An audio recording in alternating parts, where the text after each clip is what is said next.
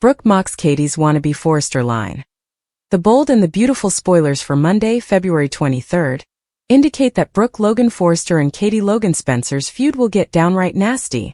Eric Forrester and Ridge Forrester will also reach an agreement.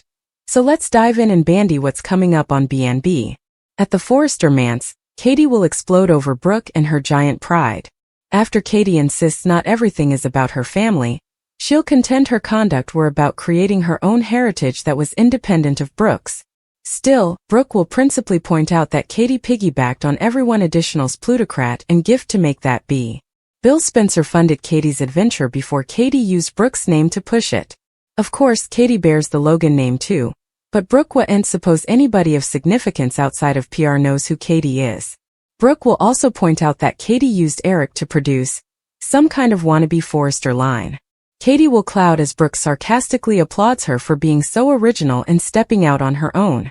In reality, Brooke will feel like Katie's just stealing from everyone differently, and doesn't know the first thing about erecting a successful fashion house.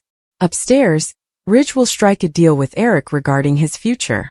Now that Ridge is eager to see his pater come back to Forrester Creations, Eric's going to delve in sooner or laterly. That said, Eric will have some reservations when it comes to how effects are going to be when he returns. It's hurtful when Ridge treats Eric like a child who can't make his own opinions, so that's commodity that'll have to change before Eric can work at Forrester again. While Ridge and Eric reach an agreement, Electra Forrester will stand her ground against Will Spencer. Since Will still wouldn't be willing to protest Melissa Dillon out of his guest room, Electra wouldn't be willing to get back together with him moreover. On the Monday, February 23rd occasion of The Bold and the Beautiful, the sun rose over Los Angeles with the kind of deceptive calm that always precedes emotional warfare in the Logan and Forrester families.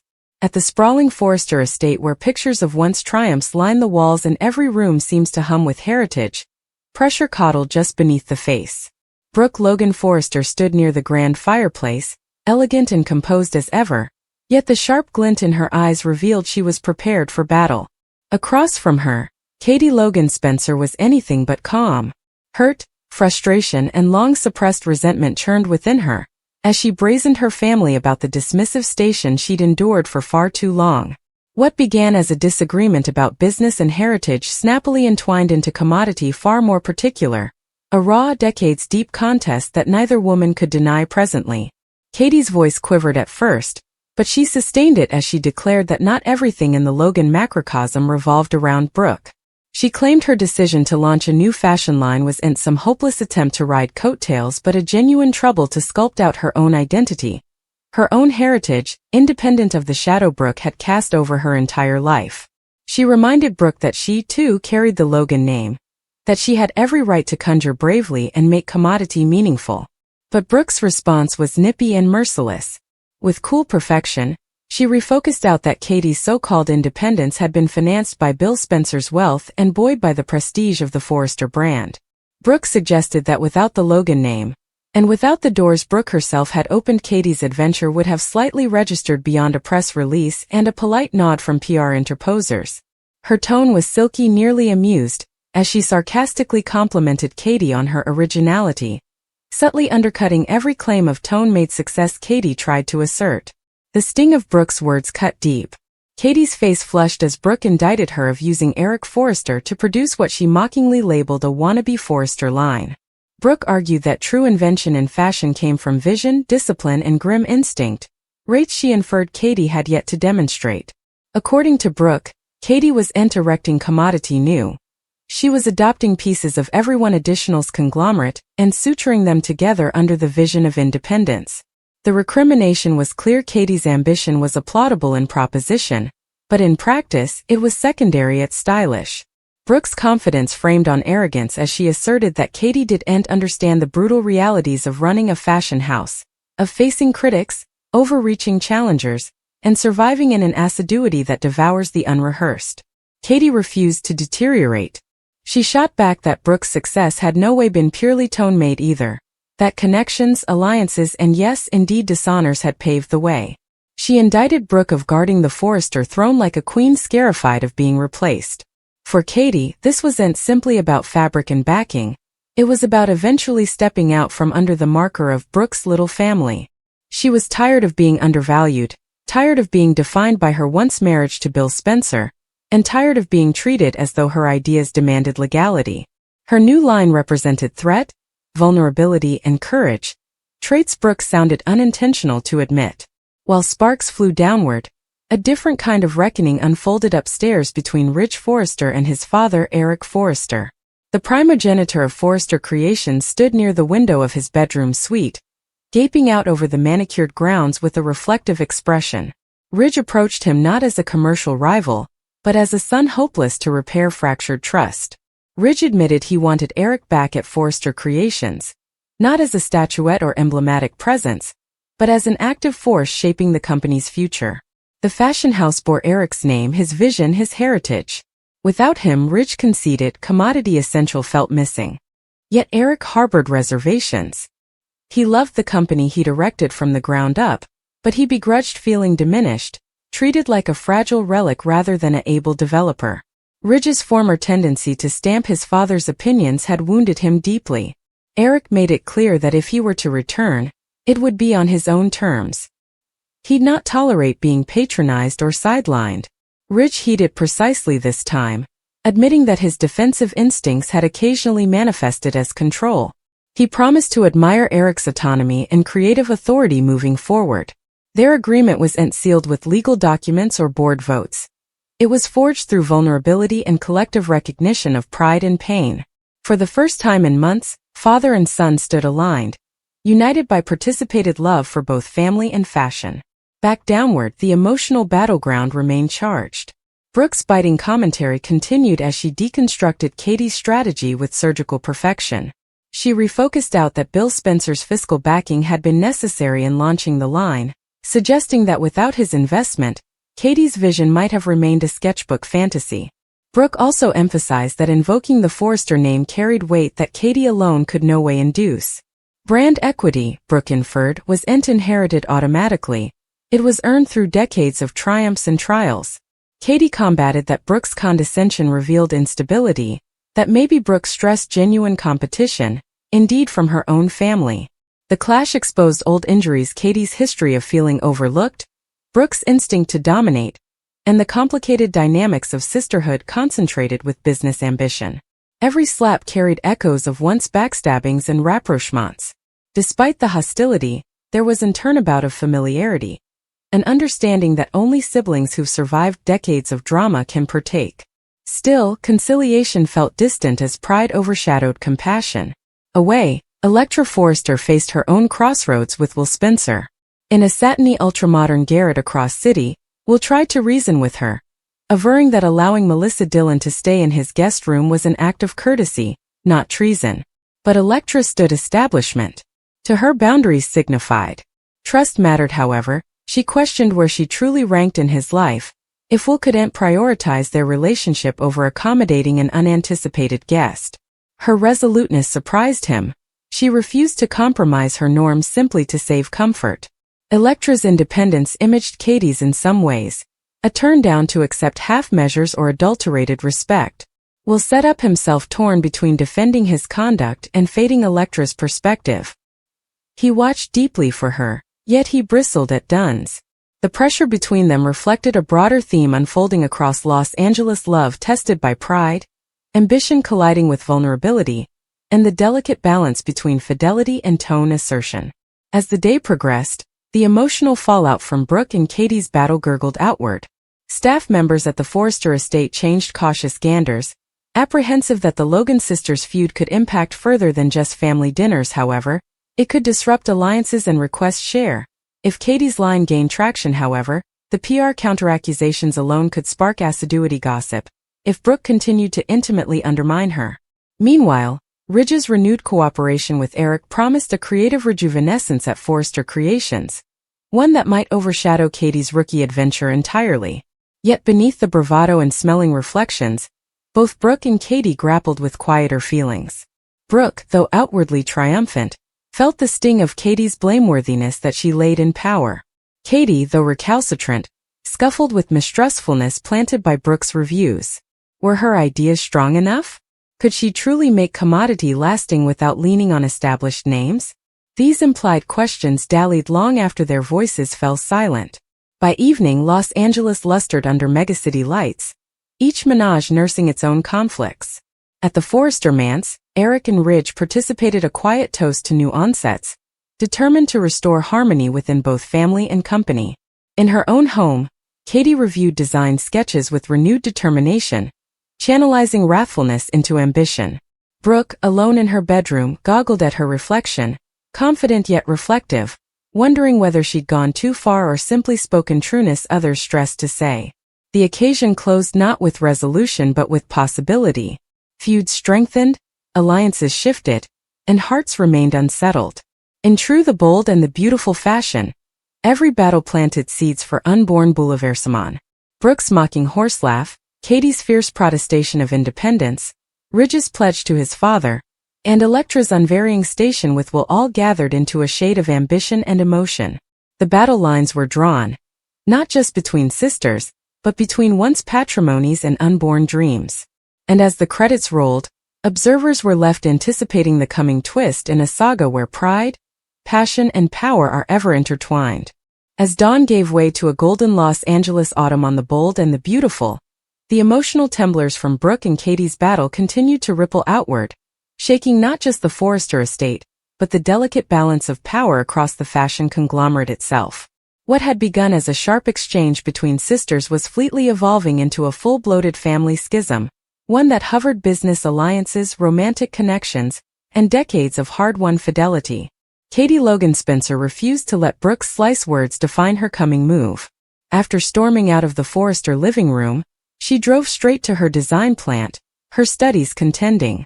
The satiny workspace, still new, still smelling noiselessly of fresh makeup and ambition, felt like a sanctuary. Mannequins lined the walls, draped in untreated garments that represented her threat, her courage, and her dream of independence. Brooke's voice echoed in her mind. You piggybacked on everyone additional's plutocrat and gift. Katie gripped her jaw. Yes, Bill Spencer had funded her original investment. Yes, she had consulted with Eric Forrester. But hookups were int theft. Collaboration was int weakness. Every major house in the fashion world reckoned on investors, instructors, and established connections. Why was her ambition being framed as opportunistic while Brooke's had always been celebrated as visionary? Determined to prove her family wrong, Katie gathered her platoon for an improvisational strategy meeting. She outlined an aggressive rollout plan, digital teasers, influencer trials, and a private caching for select buyers. However, Katie would answer with invention, if Brooke believed her line demanded originality. She wanted bold outlines, sustainable fabrics, and layered juggernauts that spoke to adaptability and reinvention. Her voice sustained as she spoke, her before hurt transubstantiating into focused determination. The platoon tasted the fire in her and rallied behind her renewed intensity. Back at the Forrester estate, Brooke remained outwardly composed but inwardly unsettled. She had anticipated Katie to fight back with similar conviction. For times, Brooke had been oriented to steering exchanges and issues with royal authority. Yet commodity about Katie's defiance dallied. Was it confidence or despair? Brooke paced near the grand staircase, replaying the battle. She told herself she was guarding the integrity of the Forrester brand. After all, she had spent decades securing its prestige alongside Ridge and Eric. An adulterated offshoot line, especially one tied approximately to the Forrester name, could confuse consumers and weaken their request position. But beneath that vindication was commodity. Further particular, Brooke was unaccustomed to participating the limelight. When Ridge descended from Eric's suite, he incontinently tasted the charged atmosphere. Brooke turned toward him, searching his expression for consolation. Ridge informed her that he and Eric had reached an understanding. Eric would return to Forrester Creations, not as a conventional author but as an active creative force. Brooke's eyes widened slightly. This was monumental news. Eric's comeback could re-energize the company and shift internal dynamics. Yet it also complicated matters. However, indeed symbolically, the optics could come messy if Eric supported Katie's adventure in any capacity. Upstairs, Eric sat alone for a moment after Ridge left. The discussion had stirred commodity profound in him. For too long he'd felt sidelined, treated gently, nearly patronizingly, as though his decades of moxie were fading bones rather than living means. Ridge's pledge to admire his autonomy meant further than a board position. It meant quality.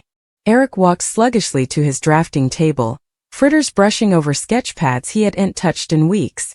Ideas flitted to life again. Clean lines, dateless fineness invested with ultramodern daring. His return wouldn't be about reclaiming control. It would be about reaffirming vision. Meanwhile, Electra Forrester remained bent in her standoff with Will Spencer. The two met at a quiet cafe overlooking the megacity, hoping neutral ground might soften their impasse. Will tried to explain that Melissa Dillon's presence in his guest room was temporary and offensive.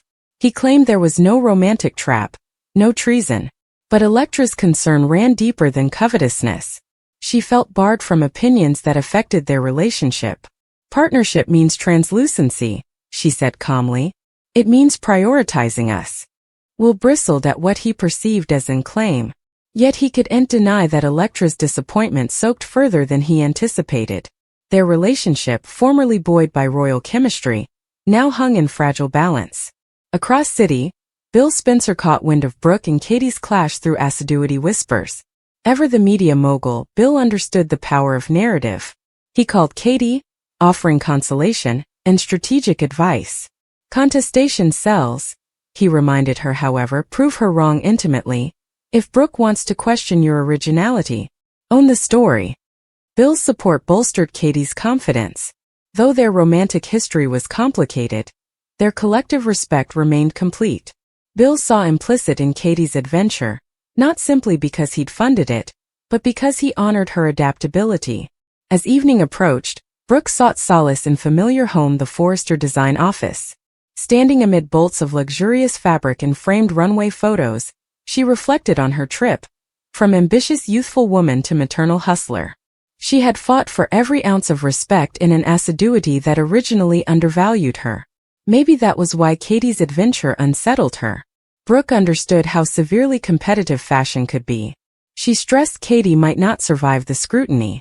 Yet rather of expressing concern, she had chosen a front, a defense medium honed by times of battle. Ridge joined Brooke in the office, seeing her fermentation. He gently suggested that the feud with Katie could escalate beyond form if left unbounded. Family should be our foundation, he said. Brooke dithered. Pride warred with vulnerability.